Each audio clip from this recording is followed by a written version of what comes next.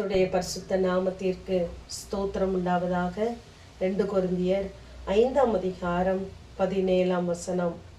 ஒருவன் கிறிஸ்துவுக்குள் இருந்தால் புது சிருஷ்டியாய் இருக்கிறான், பழையவைகள் ஒளிந்து போயின, எல்லாம் புதிதாயின என்று வாசிக்கிறோம்.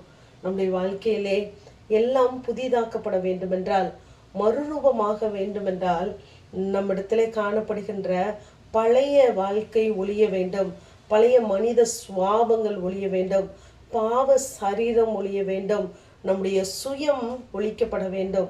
இப்படி மாம்சத்தின் கிரியைகள் நம்மிடத்திலே ஒளிந்து போகுமானால் நாம் பழையவைகள் ஒளிந்து அங்கு கிறிஸ்துவோடு கூட இணைக்கப்படுகிறவர்களாய் இருக்கிறோம். அப்பொழுது நம்முடைய வாழ்க்கையிலே புது சிருஷ்டிப்பு உண்டாகிறது, புதிய வழிகள் பிறக்கிறது. ஆகவே நம்மிடத்துல காணப்படுகிற எல்லாம் புதிதாய் மாற வேண்டும் என்றால் நம்முடைய பாவங்கள் என்ன செய்ய வேண்டும்? முதலாவது தேவனுடைய சமூகத்திலிருந்து, அவருடைய பார்வையிலிருந்து விளக்கப்பட வேண்டும். இந்த பாவங்களும் அக்கிரமங்களும் தான் நமக்கு தேவன் வைத்திருக்கிற நன்மைகளை வர ஒட்டாமல் தடுக்கிறது என்று எரேமியா 5:25 நாம் வாசிக்கிறோம். ஆகவே நமக்கு வேண்டிய நன்மைகளை, ஆசீர்வாதங்களை நாம் பெற்று அனுபவிக்க வேண்டும் என்றால் இப்படிப்பட்ட பாவ சரீரம் ஒளிந்து போக வேண்டும். அதற்காகத்தான் வேதத்திலே நாம் பார்க்கிறோம், நாமும் கூட இயேசுவோடு கூட உடன்படிக்கை பண்ணுகிறோம் ஞானஸ்தானத்தின் மூலமாய். இப்படிப்பட்ட இந்த ஞானஸ்தானத்தின் மூலமாய் கிறிஸ்துவுடனே கூட நாம் அடக்கம் பண்ணப்படுகிறோம். அடக்கம் பண்ணப்பட்ட நாம் மரணத்தின் சாயலிலே நாம் இணைக்கப்பட்டவர்களானதால் உயிர்த்தெழுதலின் சாயலிலும் நாம் இணைக்கப்பட்டு இருக்கிறோம் என்று ரோமர் 6ஆம் அதிகாரத்திலே வாசிக்கிறோம். ஆகவே நம்முடைய பாவ சரீரம் ஒளிந்து போகும் பொருட்டாக நம்முடைய பழைய மனுஷன் அவரோடு கூட என்ன செய்கிறானாம்? சிலுவையிலே அறையப்படுகிறானாம். அவரோடு கூட சிலுவையிலே நாம் அறையப்பட்டோமானால், மரித்தோமானால் அவரோடு கூட நாம் பிழைத்தும் இருப்போம் என்று சொல்லி வாசிக்கிறோம். ஆகவே அவரோடு கூட பிழைத்த நம்மிலே புதிய காரியங்களை தேவன் உருவாக்குகிறார், புதிய நன்மைகளை, அபிஷேகத்தை தருகிறார், வரங்களை தருகிறார். அவர் வைத்திருக்கிற ஆசீர்வாதங்களை நமக்கு தடையில்லாமல் தர அவர் போதுமானவராகவே இருக்கிறார். ஏனென்றால் நம்மை அவர் கிரயத்திற்கு கொண்டிருக்கிறார் என்று 1 கொரிந்தியர் 6:20 வாசிக்கிறோம்.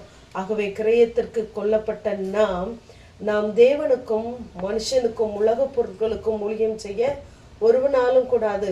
தேவனுக்கும் நான் பிரியமாயிருப்பேன், உலகத்திற்கும் நான் பிரியமுள்ளவனாய் இருப்பேன் என்று சொன்னால் நம்மால் வாழவே முடியாது. ஏனென்றால் நம்மை மீட்டெடுத்திருக்கிறார், அவருடைய இரத்தத்தினாலே விலைக்கிரயமாய் கொண்டு இருக்கிறார். ஆகவே 2 எஜமான்களுக்கு ஊழியம் செய்ய ஒருவனாலும் கூடாது என்று சொல்கிறார். ஆகவே நம்மிடத்திலே நெருங்கி வருகிற பாவத்தையும் பாரத்தையும் உதறி தள்ளிவிட்டு விசுவாசத்தை நம்மிலே துவக்கினாரே, அவர் நமக்கென்று நியமித்த பாதையிலே நாம் பொறுமையாக ஓடக்கடுவோம்.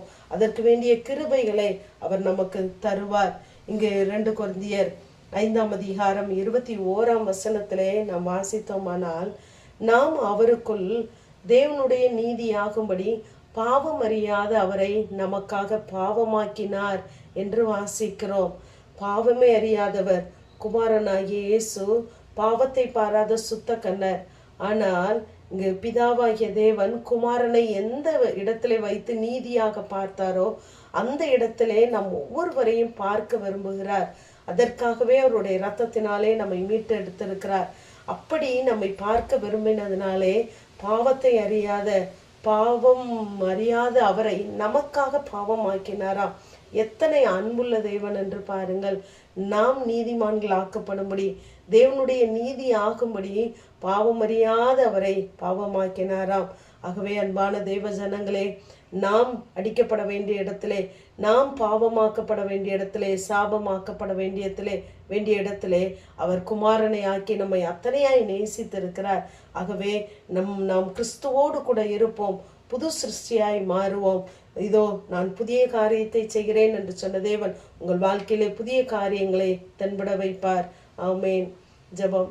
பிதாவாகிய தேவனே, குமாரனாகிய இயேசு கிறிஸ்துவின் நாமத்தின் மூலமாய் உடைய சன்னிதானத்தில் வருகிறேன்.